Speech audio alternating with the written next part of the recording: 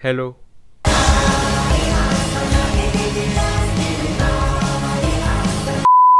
Hello everyone, मैं हूं वो असम लड़का जो आज बात करने जा रहा है 2020 के सबसे घटिया मीम ट्रेंड्स के बारे में। साल 2020 हमारे लिए कितना बेकार रहा। Corona virus pandemic, forest fires, बिंदास काव्य अब भी यूट्यूब पे है।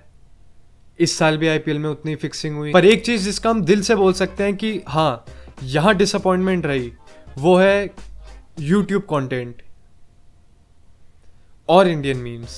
इसलिए आज हम इस विद्यालय सभा में इकट्ठा हुए हैं इस यादगार साल के कुछ ऐसे मीम्स को याद करने जिन्हें हम सब भुलाना चाहते हैं। तो आओ यार, अपने 2016 के सेंस ऑफ ह्यूमर को बाहर फेंको और शुरू करते हैं बिना।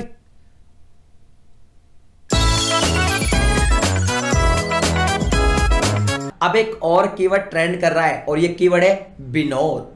बहुत सारी वीडियोस में बस आपको यही कमेंट मिलेगा विनोद। बहुत सारी लाइव स्ट्रीम में आपको यही कमेंट मिलेगा विनोद। और वीडियो किसी भी टॉपिक पर आप बना लीजिए, कमेंट में आएगा विनोद। एक तो बहनचोद ये सारे टेक चैनल्स का सेम सा बैकग्राउंड कैसे होता है? वही दीवारों वाला पेंट, वही पौधे और वही बैकग्राउंड में 2-3 play button, even though channel पूरा डेड होता है। यस, ये एक एक्चुअल ट्रेंड था विनोद। जिन जेई और नीट के एस्पिरेंट्स को नहीं पता कि ये क्या मीम था, मैं बता देता हूं तुम्हें। लोगों ने इंटरनेट के सारे कमेंट सेक्शन विनोद से भर दिए थे,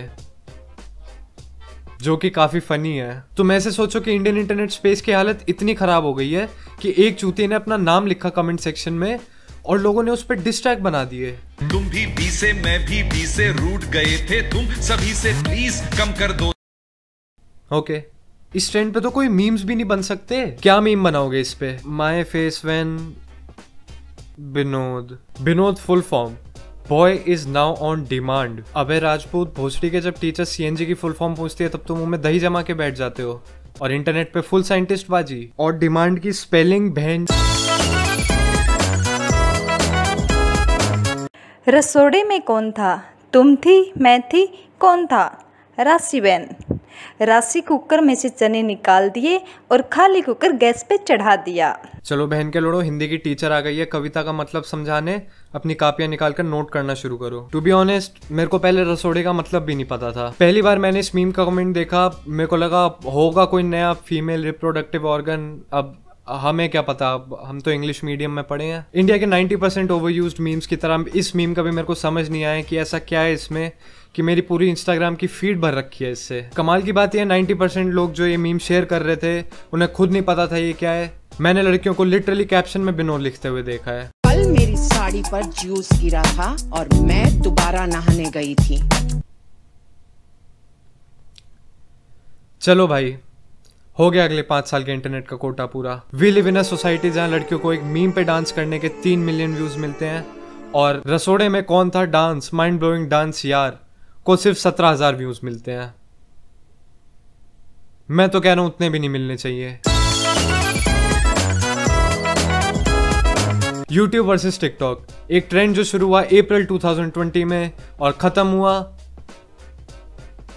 नहीं हुआ। ये छोटी लूली वाला छेका और 2 लोगों ने इसे वैलिडेट भी करा हुआ है। वैसे मैंने भी यूट्यूब वर्सेस टिकटॉक के ऊपर एक वीडियो बनाई थी और अगर तुम्हें याद हो तो मैंने उसमें ये कहा था, टिकटॉकर्स आई होप तुमने अपनी पार्ट टाइम मजदूरी नहीं छोड़ी होगी, क्योंकि अगर टिकटॉक फिर से बैन हो गया तो 5 लाख चूतियों को वापस नौकरी देना मुश्किल हो जाएगा। Damn, it feels good to be a gangster. A real gangster ass nigga plays his cards right. A real और लोगों ने अपने चैनल का नाम ज्ञानी रख रखा है। 3 महीने की इस ऑनलाइन जंग से 3 चीजें हुई। बीबीजे जैसे चैनल्स के नंबर्स बढ़े पर वो अभी तक नहीं सुधरे।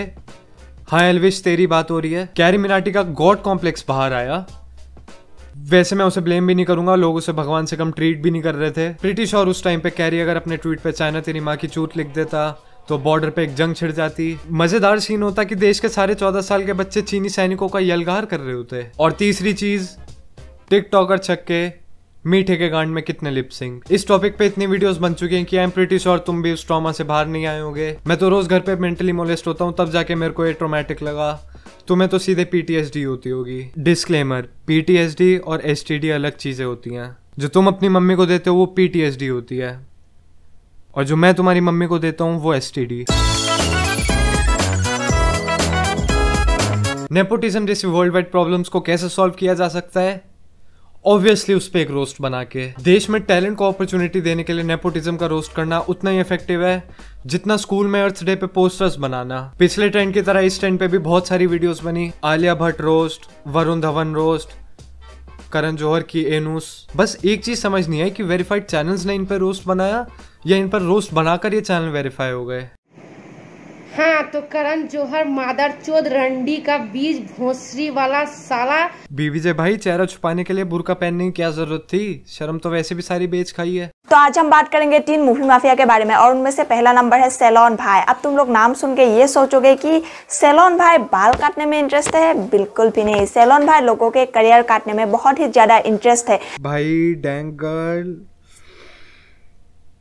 वो तो ठीक है। कंटेंट चौकीदार सलमान खान कब रिलीज हुआ? एक तो भाई ये फिल्मी इंडियन, शर्म करो, थोड़ी सी शर्म करो, थोड़ी सी शर्म करो, थोड़ी सी शर्म करो। सेक्स, नेपोटिज्म, धोखा, सलमान खान शर्म करो। एटलीस्ट थंबनेल तो नया बना लिया करो भाई। ऑलमोस्ट 2 मिलियन का चैनल है, ऐसी क्या क्रिएटिविटी की कमी है? दुनिया में नेपोटिज्म जैसी दिक्कतों से छुटकारा मिले ना मिले, इस ट्यूमर से छुटकारा मिलना बहुत जरूरी है। इसी के साथ ये वीडियो होती है। 100 में से 94 नंबर थे इंग्लिश में और 100 में से 100 थे फिजिकल एजुकेशन में 12वीं में। फोर्ब्स में आ गए हैं लक्ष्य भैया, बहन के लोड़ो।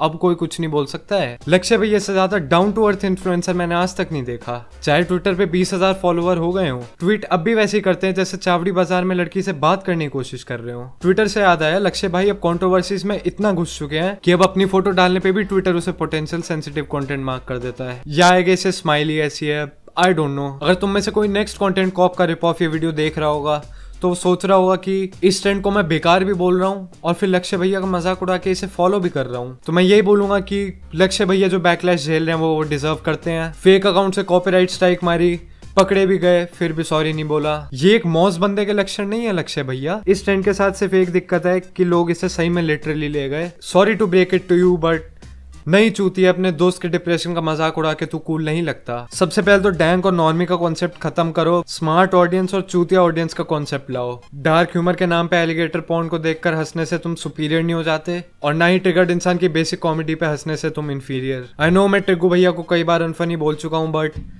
At the end of the day वो भी एंटरटेनमेंट कर रहा है और बाकी लोग भी। तो अगर उसकी वीडियो देख के कोई एंटरटेन हो भी रहा है तो इसमें कोई मरने वाली बात नहीं है। At the end of the day humour से फर्क नहीं पड़ता, फर्क तुम्हारे सिर्फ दिमाग से पड़ता है। कोई फायदा नहीं अगर अपने फेवरेट क्रिएटर के एजी जोक्स सुनकर भी तुम स्कैम ही हो रहे हो। दिमाग चलाना सीखो थोड़ा। डैंक शब्द के पीछे मत भागो, थोड़ा समझदार बनने की कोशिश करो। क्योंकि लास्ट टाइम जब कोई डैंक शब्द के पीछे भागा था उसने सबके सामने अपनी रिपोर्ट कार्ड खोल ली थी। तुम तो वो भी नहीं खोल सकते साले अनपढ़। तुम्हें लगा भी इस ट्रेंड का नाम लिखा है तो मैं इस ट्रेंड के बारे में बात करूंगा, पर तुम गलत हो। कॉन्ग्रेचुलेशंस, तुम्हारे साथ स्कैम हो गया है। अब शायद तुम्हें वैसी फील आ रही होगी जैसे उन लोगों को आई थी जो ब्लाइंडली इस ट्रेंड को फॉलो कर रहे थे। उस ट्रेंड की तरह इस वीडियो को भी एक स्कैम के साथ खत्म करते हैं। भगवान करे 2021 में हमें इससे अच्छे मीम्स मिले। मैं मिलूंगा तुमसे अगली वीडियो में, तब तक के लिए गुड बाय।